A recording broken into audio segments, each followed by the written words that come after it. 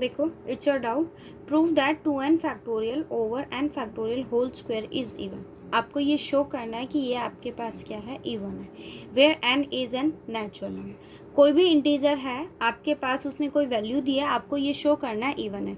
सो कोई भी इंटीजर, कोई भी रियल नंबर या कोई भी नंबर आपके पास इवन कब होता है, जो वो किससे डिविजिबल होगा, 2 से। या फिर आप ये कहिए, if it's divisible by 2 then it's a multiple of 2.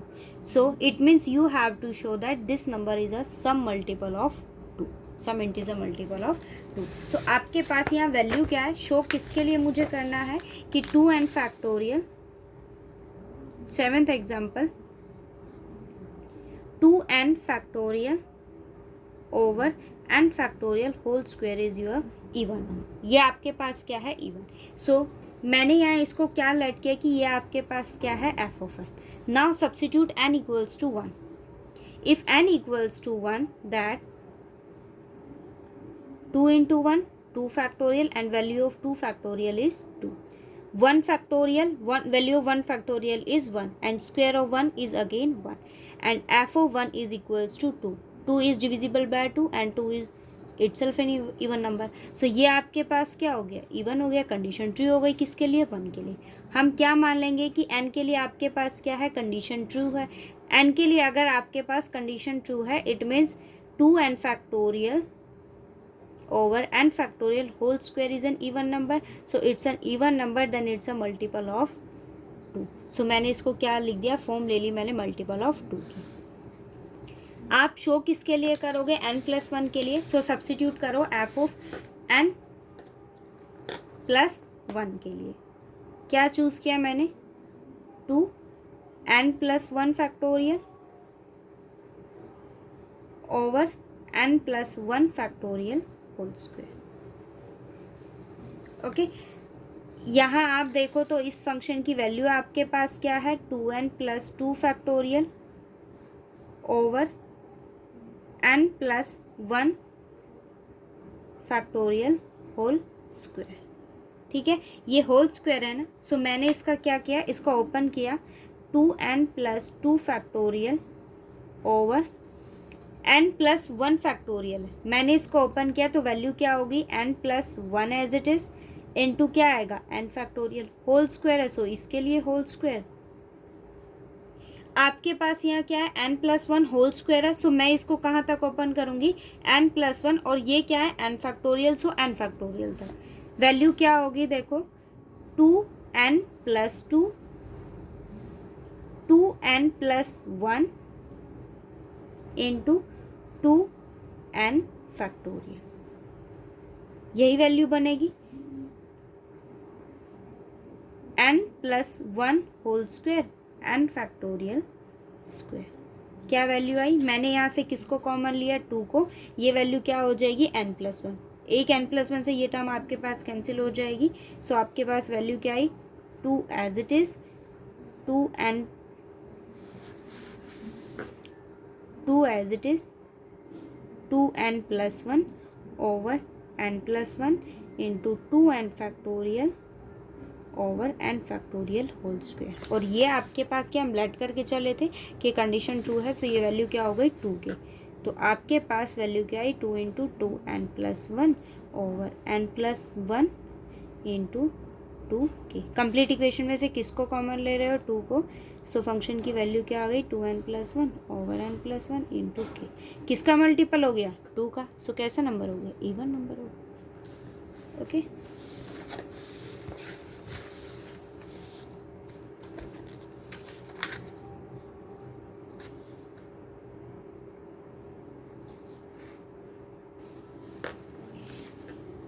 Next doubt देखो क्या कहता है, find the number of zeros at the right end of 100 factorial.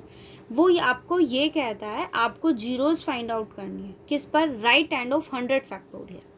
ठीक है जी, उसने किसकी बात की है, जीरोज की बात करी है, of 100 factorial when written in ordinary decimal notation without fractional sign.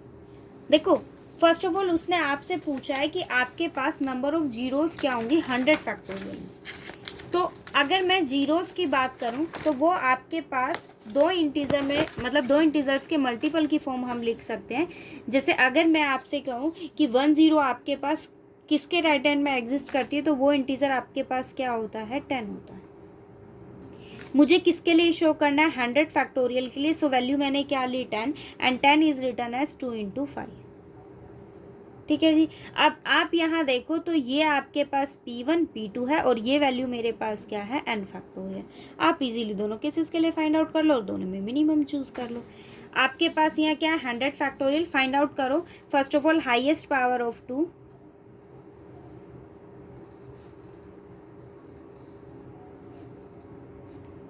In 100 factorial. क्या वैल्यू होगी, 100/2 प्लस क्या होगा, 100/2 square plus 100/2 cube plus 100/2 4 up to. अब आप वैल्यू देखो, 100/4 क्या, 100/2 इज 50, 2 स्क्वायर के लिए 50/2 इज 25, 25/2 आपके पास 12 पॉइंट समथिंग, तो वैल्यू क्या हो जाएगी, 12, 12 से डिवाइड करोगे सो वैल्यू 6, नेक्स्ट 3 से करने के बाद 1 और नेक्स्ट टर्म आपके पास क्या हो जाएगी, 0। It means highest power of 2 में आपके पास वैल्यू क्या आ गई, e। अब इसको ऐड करेंगे, ठीक है। अब सेम कंडीशन मैं किसके लिए फाइंड आउट करूंगी, p के लिए। हाईएस्ट पावर ऑफ हम किस में फाइंड आउट करेंगे,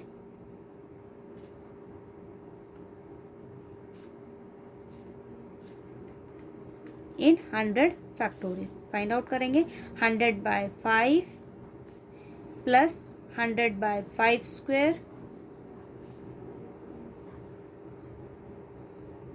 5 क्यूब अप टू 100/5 20, 20/5 4, 5/4 ये लीस्ट होगी तो वैल्यू क्या हो जाएगी, 0। क्या आ गया, 24। अब आप दोनों इंटीजर्स में मिनिमम चूज कीजिए। हाईएस्ट पावर ऑफ मुझे किसका फाइंड आउट करना है, 10 के लिए।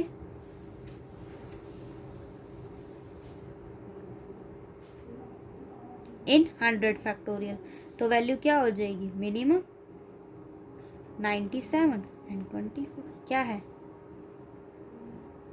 ये आपका सॉल्यूशन होगा। ठीक है, सेम कंडीशन आपके पास या 9th में है, 9th में सेम कंडीशन आपके पास यहाँ पर। सो इसके लिए भी आपको चेक करना होगा। वो कहता है कि जीरोज बतानी है राइट हैंड्स के लिए, तो हम क्या चूज करके चलेंगे, 10। ठीक है, और 10 में आपके पास दो फैक्टर्स यहाँ बनेंगे, 2 और 5। सो फर्स्ट ऑफ ऑल आप किसके लिए फाइंड आउट करोगे, 2 के लिए, और फिर नेक्स्ट किसके लिए, 5 के लिए। सॉल्यूशन आ जाएगा, दोनों में से मिनिमम वैल्यू आप चूज करना। ओके, नेक्स्ट देखो आपके पास वो क्या कहता है, डिवाइजर ऑफ अ फंक्शन। देखो हमने LR5 फंक्शन के बारे में पढ़ा था, उसकी कंडीशन आपके पास क्या होती है, LR5 फंक्शन में आप वो इंटीजर्स, वो नंबर आप चूज करते हो जो आपके पास को प्राइम होते हैं 2n, या फिर आप ये कहिए कि हम फाई ऑफ n की वैल्यू को क्या लेते हैं, less than n, but GCD with n is 1। n के साथ उसका GCD क्या होता है, 1। हम बात कर रहे हैं डिवाइजर ऑफ n की। इट मीन्स आपके पास n कोई भी वैल्यू अगर आप चूज करते हो, उसके लिए आपको क्या फाइंड आउट करना होगा, नंबर ऑफ डिवाइजर्स, कि आपके पास n के लिए क्या डिवाइजर्स, कितने डिवाइजर आपके पास एग्जिस्ट करते हैं। इसको डिनोट हम किससे करते हैं, d से एंड टो से। ठीक है जी। अगर मैं बात करूँ सिग्मा फंक्शन की, तो सिग्मा फंक्शन आपके पास क्या होता है, sum of divisors. First of all जैसे अगर मैं आपसे कहूँ कि आप 6 देखो, ये n मैंने कोई भी चूज किया, अब 6 के पास डिवाइजर क्या एग्जिस्ट करते हैं, आप फाइंड आउट करो, 1 2 3 एंड 6। सो अगर मैं आपसे कहूँ कि आप फाइंड आउट कीजिए यहाँ पर d की या टो की वैल्यू, d and tau and divisor of function आपके पास क्या एग्जिस्ट कर जाएगा, 4। और अगर मैं आपसे कहूँ कि आप सिग्मा की वैल्यू फाइंड आउट कीजिए, तो सिग्मा के लिए क्या कंडीशन हो जाएगी, इन डिवाइजर्स का आप सम कर दीजिए। इट मीन्स सिग्मा ऑफ 6 आपके पास क्या होगा, 1 + 2 + 3 + 6। ये आपका सॉल्यूशन हो गया। ठीक है, सो LR5 फंक्शन में हम वो n चूज करते हैं जिनका n के साथ GCD क्या होता है, 1। और अगर मैं डिवाइजर ऑफ n की बात करूँ तो उस केस में हम क्या देखते हैं, नंबर ऑफ डिवाइजर्स, कि आपके पास नंबर ऑफ डिवाइजर्स क्या है। और अगर मैं सिग्मा की बात करूँ तो उसके लिए आपके पास क्या कंडीशन होती है, हम क्या लिखते हैं, सम ऑफ डिवाइजर्स। ठीक है, तो आज आप इसके डाउट्स ही देखना फर्स्ट एक्सरसाइज के, और कोई डाउट हो तो बताना, आज यही डिस्कस करें। ओके।